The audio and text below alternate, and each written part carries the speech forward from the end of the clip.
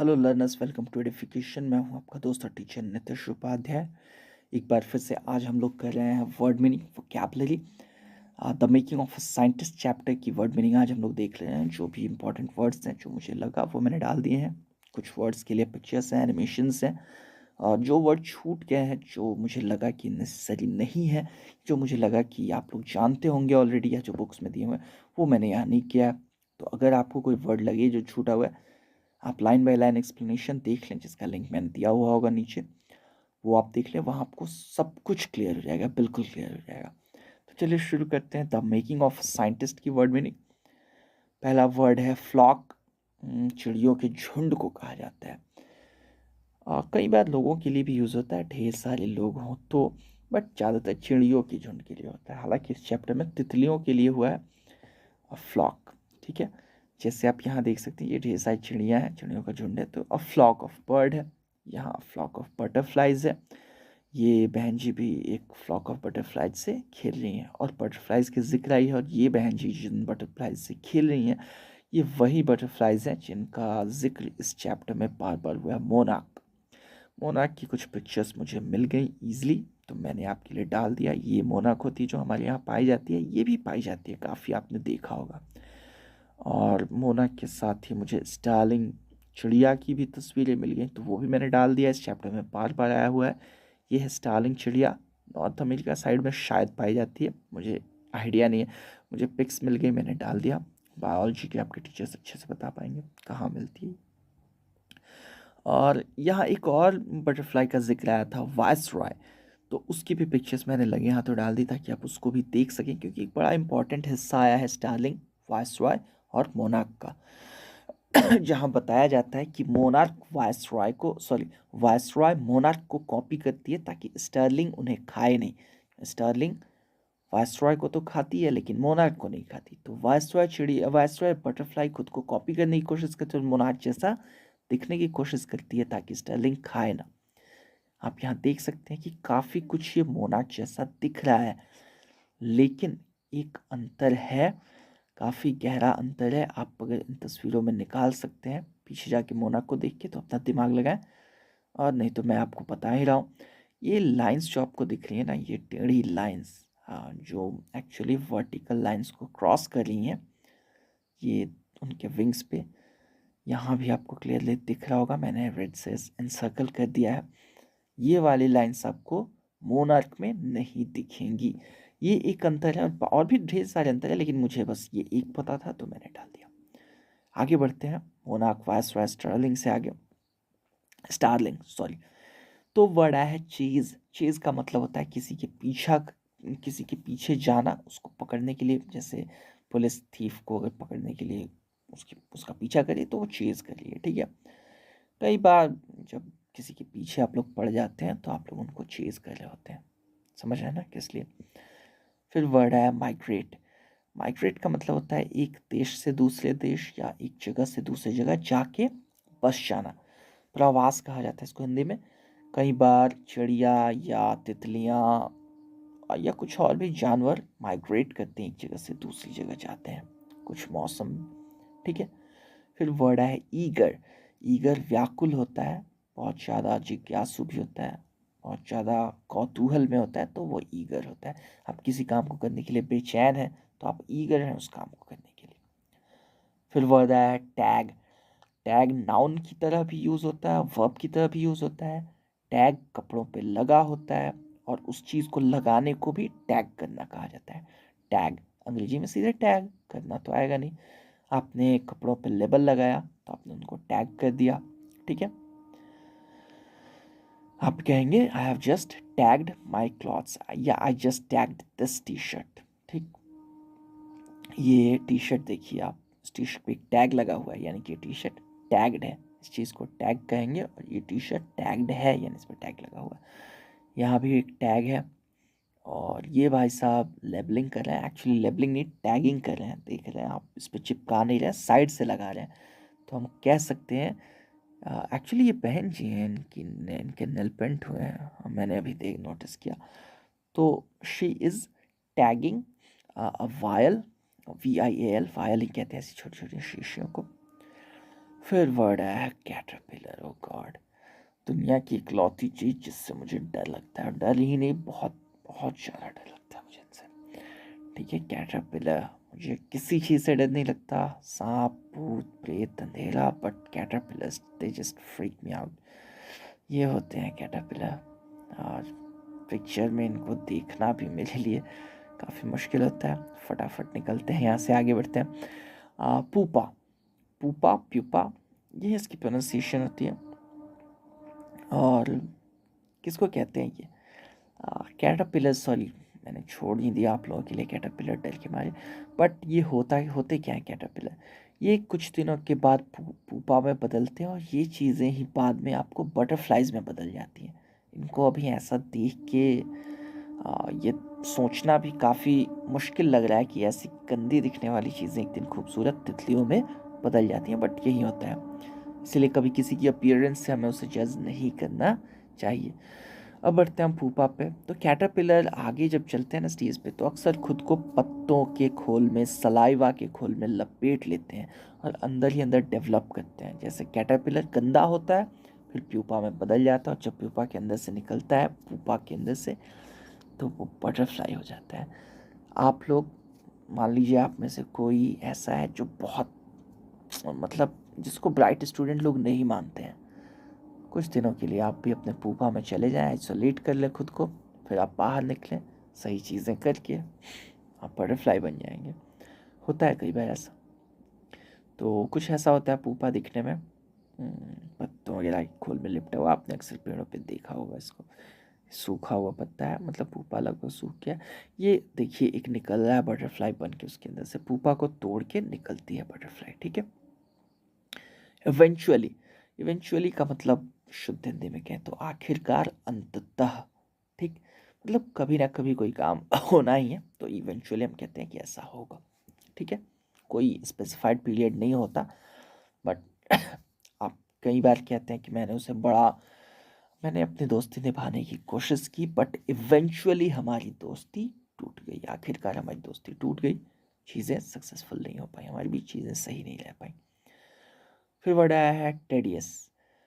Tedious, actually tedious पढ़ते हैं इसको। टीडियस का मतलब होता है कोई ऐसी चीज़ जो बोरिंग हो और जो आपको दिमागी रूप से काफ़ी काफ़ी थका दे। कई ऐसे चैप्टर्स होते हैं जो काफ़ी टीडियस होते हैं, जैसे यही चैप्टर जिसकी हम बात कर रहे हैं, कौन सा? The making of a scientist. काफ़ी टू मेनी वर्ड्स, जैसा कि आपको दूसरे वाले एक्सप्लेनेशन दिख रहा हो, तो ढेर सारे शब्द हैं, कठिन, अजीबोगरीब। इसके अलावा थोड़ा बोरिंग साइड पे भी है, तो आप कह सकते हैं कि टीडियस है। फीडबैक, फीडबैक का मतलब होता है ना किसी चीज़ का, मतलब रिस्पॉन्स देना। जैसे आप लोग मोबाइल में कोई ऐप यूज़ करते होंगे, तो रह रहे कि वो ऐप में नोटिफिकेशन आती है अंदर कि आप फीडबैक दीजिए कि आपको हमारा ऐप कैसा लगा। तो वही चीज़ होती है फीडबैक। प्रोडक्ट का फीडबैक आप लोग भेज सकते हैं कि मुझे ये प्रोडक्ट अच्छा नहीं लगा। ठीक है, फिर एक वर्ड है कम्पिटिटिव, हिंदी कह सकते हैं प्रतियोगितात्मक।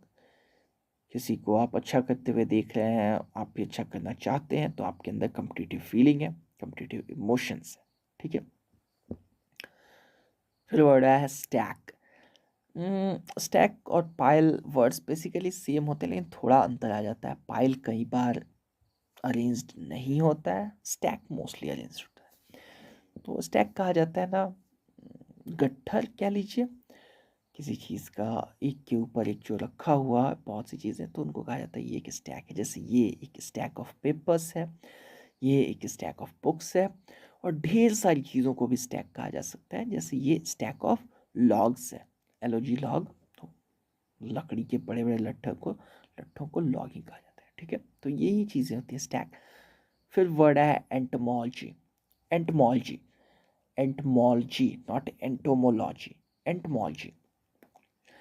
ठीक है, एंटोमोलॉजी क्या होती है? जूलॉजी की एक ब्रांच होती है, जूलॉजी ही पढ़ते हैं उसको, जूलॉजी नहीं पढ़ते हैं। जूलॉजी की एक ब्रांच होती है जो डील करती है इंसेक्ट्स की पढ़ाई से, कीड़ों की पढ़ाई से। ठीक है, जूलॉजी में सारे वो आते हैं जानवर, और उनमें जो कीड़ों वाला ब्रांच है वो है एंटोमोलॉजी। फिर वर्ड है सोफिस्टिकेटेड। कोई लोग हैं जो बहुत पढ़े लिखे होते हैं और बहुत दुनियादार होते हैं, बड़े ज्ञान की बातें करते हैं, तो उनकी बातों को कहा जा सकता है कि सोफिस्टिकेटेड बातें हैं। कोई ऐसी चीज़ जो बहुत डेवलप्ड है बाकी चीज़ों से, तो वो भी सोफिस्टिकेटेड है।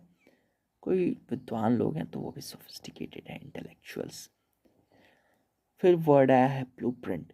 किसी भी चीज़ का एक जो नक्शा होता है ना, बताता है कि कैसे ये चीज़ बनेगी, वो होता है ब्लूप्रिंट। जैसे यहाँ ये बहन जी इन भाई साहब को ब्लूप्रिंट समझा रही हैं, शायद फायरिंग वगैरह का होगा। यहाँ एक ब्लूप्रिंट ड्रॉ किया जा रहा है, नक्शा है किसी चीज़ का। यहाँ एक ब्लूप्रिंट रखा हुआ है, ये भी शायद वायरिंग वगैरह का ब्लूप्रिंट है। तो यही चीज़ें ब्लूप्रिंट कहलाती हैं। मकान का ब्लूप्रिंट बनता है कई बार कि कहाँ से वायरिंग होगी, कैसे प्लम्बिंग होगी, कहाँ से सीढ़ियाँ निकलेंगी। फिर एक वर्ड है स्टार गेजिंग। सितारों को निहारने को स्टार गेजिंग कहा जाता है। स्टार गेज जब आप कर रहे होते हैं तो आप सितारों को निहार रहे होते हैं, टेलीस्कोप लेके बेसिकली देख रहे होते हैं। कई बार दिन में ही लोग सपने देखते हैं, कल्पनाएं करते हैं, तो उनको भी कहा जाता है ही इज स्टार गेजिंग, या ये स्टार गेज कर रहे हैं। फिर वर्ड आया किंडरगार्टन। केजी जो आपने सुना होगा ना, जिनमें आपने पढ़ाई की होगी, यूकेजी एलकेजी, वो किंडरगार्टन होते हैं। यूकेजी यानी अपर किंडरगार्टन, एलकेजी यानी लोअर किंडरगार्टन। पूछिएगा आप टीचर से, किंडरगार्टन ना बता दें वो, ठीक है, तो वही होता है किंडरगार्टन। फिर वर्ड आया है एस्ट्रोनॉमर। एस्ट्रोनॉमर जो एस्ट्रोनॉमी पढ़ता है, खगोल शास्त्र पढ़ता है, उसको एस्ट्रोनॉमर कहते हैं, खगोल शास्त्री। वही जो भी स्टार गेजिंग वगैरह बात आई थी, सितारों को निहारना, प्लैनेट्स के बारे में जानकारी जुटाना, ये सब एस्ट्रोनॉमी है, और ऐसा करने वाले को एस्ट्रोनॉमर कहते हैं। आ ही गया एस्ट्रोनॉमी, वही सेलेस्टियल बॉडीज़ के बारे में जानना, उनको समझना, यूनिवर्स के बारे में जानना, ये सब एस्ट्रोनॉमी। फिर वर्ड है क्यूरियोसिटी। हिंदी में इसको कहते हैं जिज्ञासा। मतलब जब आपके अंदर किसी चीज़ को जानने की बड़ी गहरी इच्छा है, तो आपकी क्यूरियोसिटी है, आप क्यूरियस हैं उस चीज़ को लेके, तो ये चीज़ है। मतलब क्यूरियोसिटी का मतलब किसी भी चीज़ को जानने की इच्छा, चाहत, जिज्ञासा।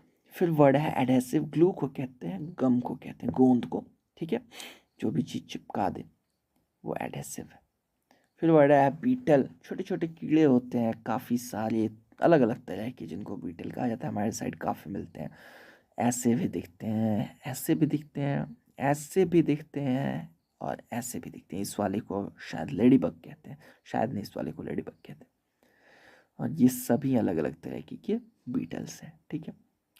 फिर वर्ड आ गया जूलॉजी। अभी थोड़ी देर पहले एंटोमोलॉजी आया था। जूलॉजी का मतलब होता है जो वही बायोलॉजी की ऐसी ब्रांच जहाँ जानवरों की हम पढ़ाई करते हैं। देखिए, biology is the study of all the life forms, लेकिन zoology is specially about animals. और फिर बोटनी होता है जो कि प्लांट्स के बारे में है। और जूलॉजी के अंदर फिर आ जाता है एंटोमोलॉजी और फिर और कई चीज़ें। इसको अक्सर हम लोग पढ़ते हैं जूलॉजी। मैंने भी कई बार पढ़ा हुआ है, मैं अभी भी कई बार पढ़ देता हूँ, बट करेक्ट प्रोनाउंसिएशन इसका होता है जूलॉजी, जूलॉजी। करेक्ट प्रोनाउंसिएशन कैसे सीखें? मेरी बात पर भरोसा करने की कोई ज़रूरत ही नहीं। आपके हाथ में मोबाइल है, स्मार्टफोन है, इंटरनेट है। मरियम वेबस्टर पे देख लें, ऑक्सफोर्ड एडवांस्ड लर्नर्स डिक्शनरी.com पे देख लें, और गूगल प्रोनाउंसिएशन हेल्प देख लें। हर जगह आजकल तो टेक इतना ज़्यादा है कि आप खुद को पढ़ा सकते हैं, किसी पे भरोसा करने की कोई ज़रूरत नहीं। तो जूलॉजी मतलब वही जीव विज्ञान कह सकते हैं, प्राणी विज्ञान। फिर वर्ड है ऑर्नामेंटल। ऑर्नामेंटल कोई भी ऐसी चीज़ जिसका कोई काम तो वैसे होता नहीं है कुछ, बट वो सजावटी होती है, तो वो ऑर्नामेंटल है। एक चैप्टर था 9th में, एडवेंचर्स ऑफ टोटो, तो उसमें भी ऑर्नामेंटल पेपर आया था। आपके घर में कई ऐसी चीज़ें होंगी जिनको बस सजावट के लिए आप इस्तेमाल करते होंगे, तो वो चीज़ें ऑर्नामेंटल है। हमारे यहाँ हिंदी फिल्मों में अक्सर हीरोइंस ऑर्नामेंटल ही होती हैं, ठीक है। एंटोमोलॉजी तो आ चुका है, आगे बढ़ते हैं। फ्रेशमैन। फ्रेशमैन कहते हैं जो पहले साल के लोग होते हैं ना, मतलब कॉलेज में, उनको कहते हैं फ्रेशमैन। हमारे यहाँ ये वर्ड ज़्यादा पॉपुलर होता नहीं, हम लोग फ्रेशर्स हमारे यहाँ शायद यूज़ किया जाता है, और बाहर में फ्रेशमैन कहते हैं, अमेरिका वगैरह में, यूरोप वगैरह में, जो पहले साल में हो। किसी काम में जो नया नया घुसा होता है ना, उसको भी फ्रेशमैन कहा जाता है। हेरेडिटी होती है अनुवांशिकता, यानी कि कोई ट्रेट जो किसी के पेरेंट्स में था, ग्रैंड पेरेंट्स में था, फिर उसमें भी आ रहा है, तो वो हेरिडेटरी ट्रेट है और उसकी प्रोसेस को हेरिडिटी कहा जाता है, उस एक्ट को। फिर वर्ड आया एग्जिबिट्स।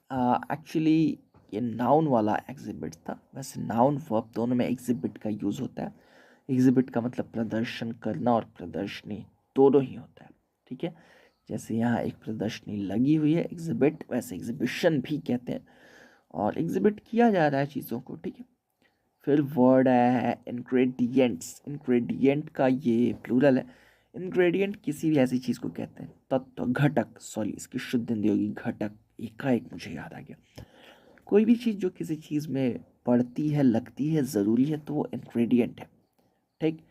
जैसे खाने में जितनी चीज़ें पड़ती हैं वो उसका इंग्रेडिएंट है। इस चैप्टर के लास्ट में बताया था कि एक साइंटिस्ट की मेकिंग ऑफ साइंटिस्ट में इंग्रेडिएंट्स क्या क्या होते हैं, तो शायद विल पावर होगा, डिटर्मिनेशन होगा और क्यूरियोसिटी होगा, ये सब चीज़ें होंगी, तो वो सब इंग्रेडिएंट है। तो यहीं पे ख़त्म होती है इस चैप्टर की वर्ड मीनिंग। उम्मीद करता हूँ मैंने आपको कुछ काम की चीज़ें बताई हों जो आपको अच्छी लगी हो। मिलते हैं अगले किसी वीडियो में, तब तक के लिए stay safe, take care and keep learning.